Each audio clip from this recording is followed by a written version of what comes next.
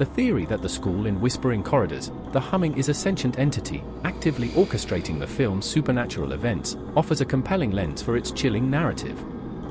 Far from a mere setting, the school is a malevolent force that feeds on the trauma of its students and staff, using its physical structure and eerie phenomena like the humming to trap and manipulate them. By examining the plot, character experiences, and historical context, this theory reveals the school as a living predator, perpetuating a cycle of suffering that spans decades, aligning with the Whispering Corridors series themes of institutional horror.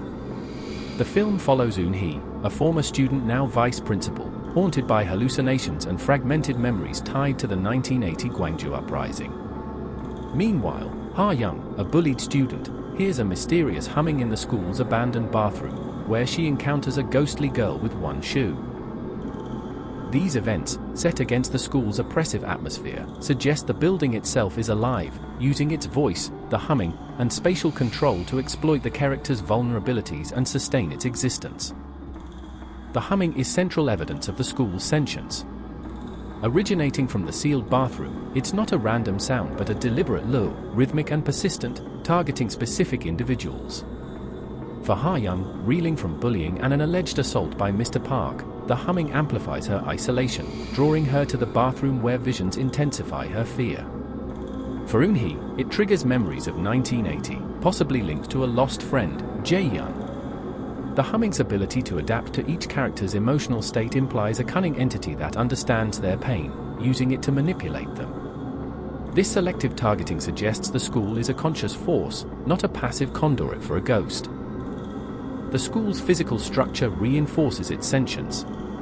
The bathroom, though sealed, becomes accessible, as if the school opens pathways to ensnare its prey. Dark corridors and the foreboding basement create a labyrinthine trap, mirroring the character's mental turmoil.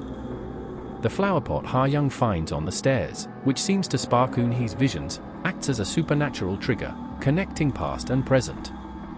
These spatial anomalies, doors that shouldn't open, stairs leading to danger, suggest the school can alter its architecture, guiding characters to confront their trauma.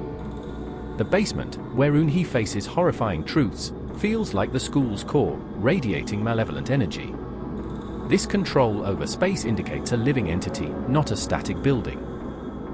Eun-hee's hallucinations further support this theory. Her visions of the one-shoed ghostly girl, often in mirrors, are tailored to her guilt, likely tied to the Gwangju Uprising when students suffered under military violence. The school uses these apparitions to destabilize her, blurring reality and memory. The ghost, possibly Jae-young or a symbol of lost students, represents the school's ability to weaponize history, keeping Eun-hee trapped in her past.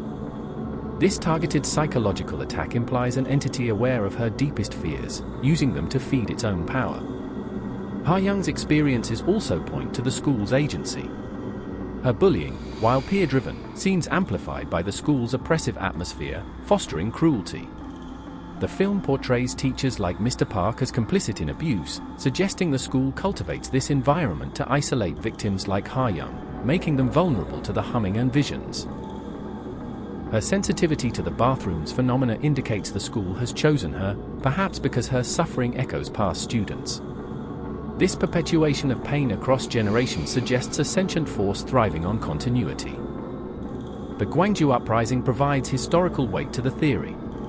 The school, a site of trauma during the 1980 crackdown, may have absorbed the anguish of students who died or suffered, awakening as a sentient entity.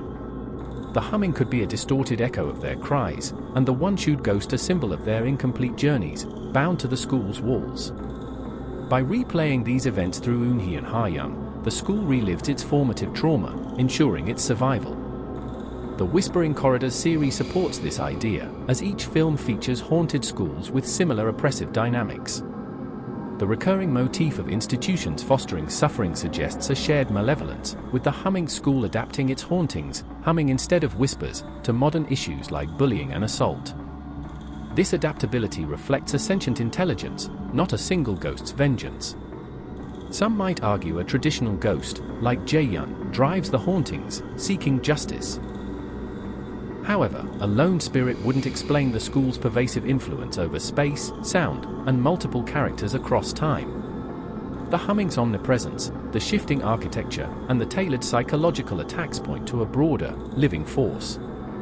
The school's sentience also aligns with the film's critique of institutions that perpetuate suffering, making it a metaphor for systemic oppression. In conclusion, the school as a sentient entity unifies the film's mysteries.